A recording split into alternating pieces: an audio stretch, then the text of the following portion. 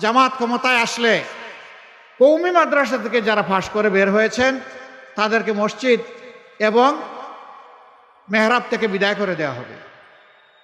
এরা মিথ্যাবাদী, এরা মিথ্যাবাদী।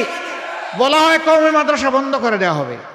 আমি আল্লাহকে সাক্ষী রেখে আপনাদেরকে সাক্ষী রেখে বলছি, কওমি মাদ্রাসা আমাদের কলিজা, কওমি মাদ্রাসা আমাদের হৃদয়।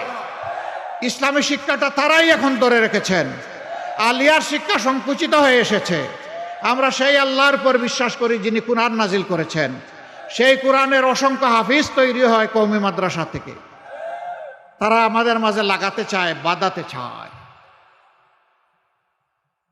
আমরা সবাই ইনশাআল্লাহ হুঁশিয়ার আছি।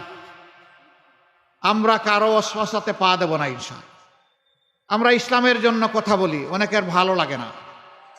কারো ভালো লাগুক না লাগুক আমরা বলতেই থাকব।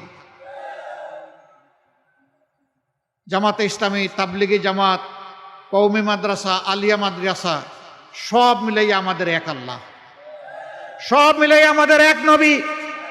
সবাই আমরা সাহাবায়ে কেরামের অনুসারী। সবাই মিলেই আমরা এক আল্লাহর উপর ঈমান এনেছি। এখান থেকে কেউ আমাদেরকে টলাতে পারবে না। আমাদের দাওয়াত স্পষ্ট, আমরা আল্লাহর গোলামি ছাড়া আর কারো গোলামি মানি না, মানব না। কোনো আধিপত্যবাদ মানব না, কারো চোখ রাঙ্গানি মানব না। বিদেশে বন্ধু থাকবে কিন্তু প্রভু মেনে নেব না।